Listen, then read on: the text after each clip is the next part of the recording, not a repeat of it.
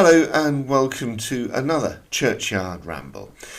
I'm Jeff Richards, I'm one of the trustees of the Friends of St Nicholas Churchyard, and today I'm going to be going inside the church and having a look at one of the memorials. Of course, we are together, we can't meet in the churchyard, we can't do the physical rambles because of really the extraordinary times in which we live. But it is an extraordinary time, so if we are living at a historic time, then making time for history is a perfect thing to do.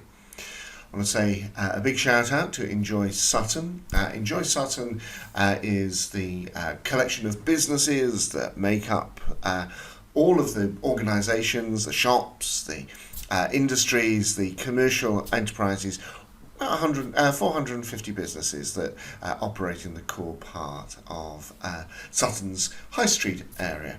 I also want to say thank you very much to Sutton Civic Society, who have been encouraging us on this little exploration of history. Sutton Civic Society are the guys who are the critical friends of the council, wanting to make sure that the development in Sutton is appropriate for making sure that Sutton remains a great place to live and work. As I touch on a number of different subjects, and today I'm going to be thinking about the role of women and how that changed within work in the 20th century.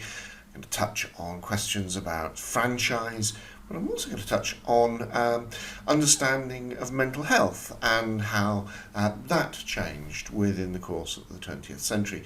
Any of these topics, there are lots of courses being run by the guys at Sutton College, so I would encourage you to have a look at Sutton College's website and maybe exploring their history and culture curriculum. As I said, if we go in through the door of St Nicholas, and here I've come in from the south door and I'm looking north at the windows, you can see across on the other side of the church that there is a monument below one of the clear windows. It's close to the War Memorial. And this is a monument to a young woman who died when she was 23 years old, and that's Monika Mary Nightingale.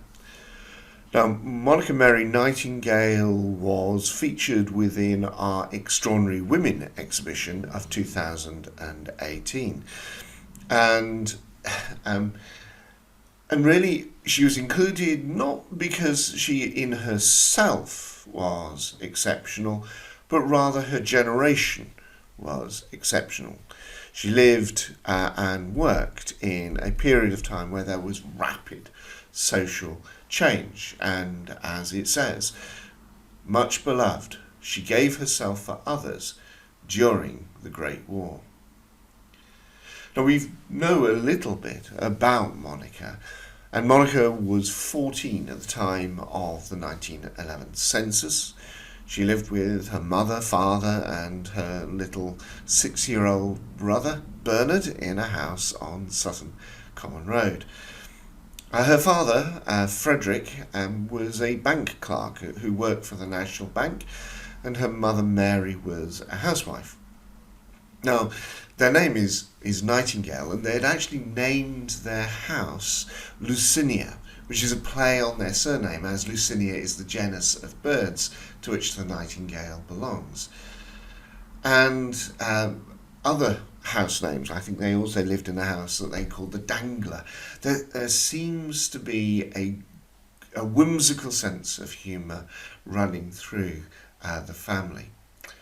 The family had previously lived at Rose Cottage on the green at Ben Hilton, where they had just moved, when they moved to Sutton in 1893.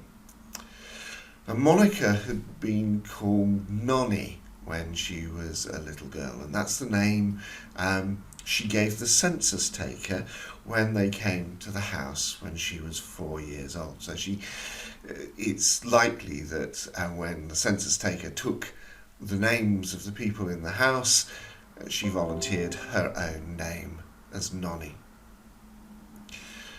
Monica had another brother called Cyril Frederick Brock Nightingale, who was 3 years older than her. But by the time of the 1911 census, he had already left home and was living elsewhere. During the Great War, that's the war that we know probably better as the First World War, 1914 to 1918. Large numbers of women were recruited into jobs vacated by men who had gone to fight in the war. You can see from this poster this idea that women should step up and play the part. There was a massive amount of pressure on women to fulfill roles within society that would release men for the physical fighting. New jobs were also created, for example, in munitions factory, and there was this huge cultural expectation that everyone would play their part. Everyone from scouts and the guides who would run messages, men and women working in the factories. And if you were thought of as simply a bystander, not doing your part, then that was seen as, well, there was a lot of pressure on you.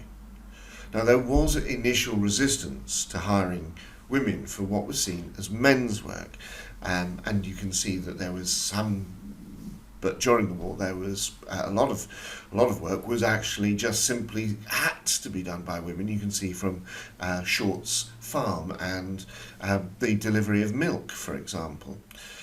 The introduction of conscription in 1916 had made this need for women workers urgent, and around this time the government began coordinating the employment of women through campaigns and recruitment drives.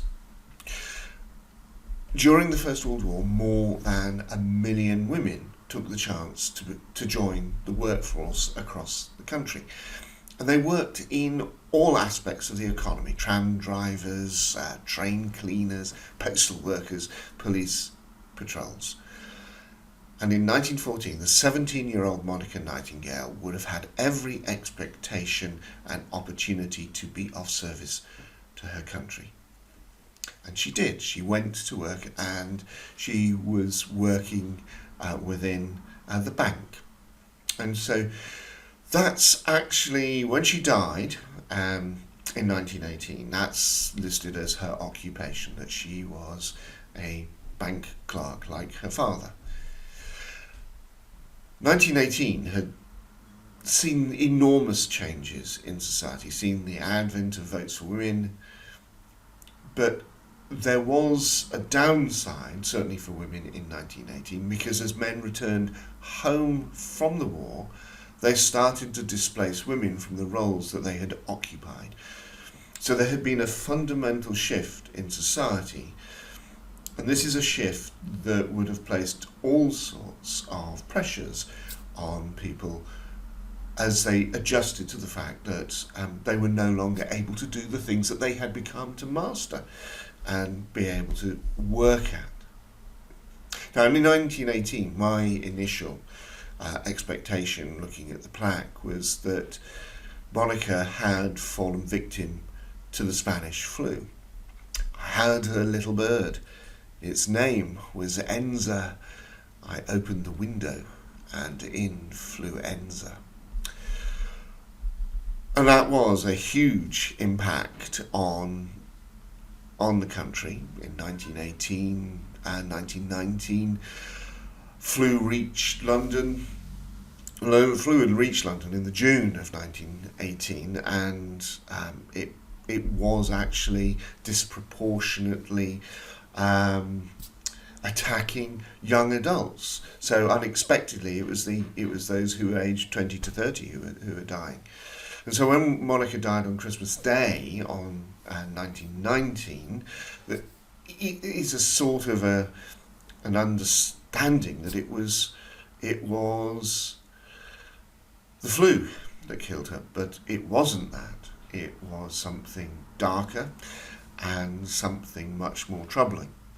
That adjustment to a new life exacerbated perhaps something that was deep within her, because she died, as her death certificate indicates, of melancholia with stupor. That melancholia with stupor is really as I understand it, that sense of paralysis which comes from the deepest depression. And so somebody who was so full of life, that nonny, had become, by the time she was 23, somebody afflicted with a disease that left her unable to move, unable to rise, unable to feed, and eventually killed her.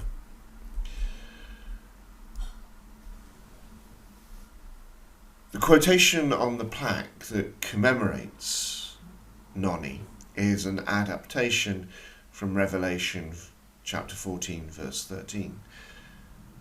And I heard a voice from heaven saying unto me, Write, Blessed are the dead which die in the Lord from henceforth. Yea, saith the Spirit, that they may rest from their labours, and their works do follow them.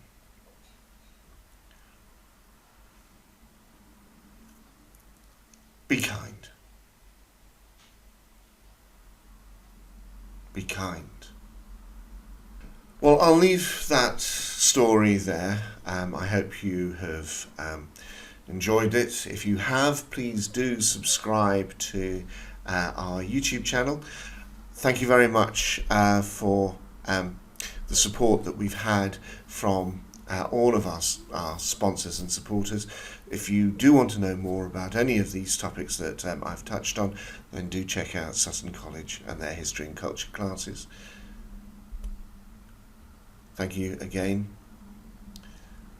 I'll say goodbye. So long, Sutton. Your history.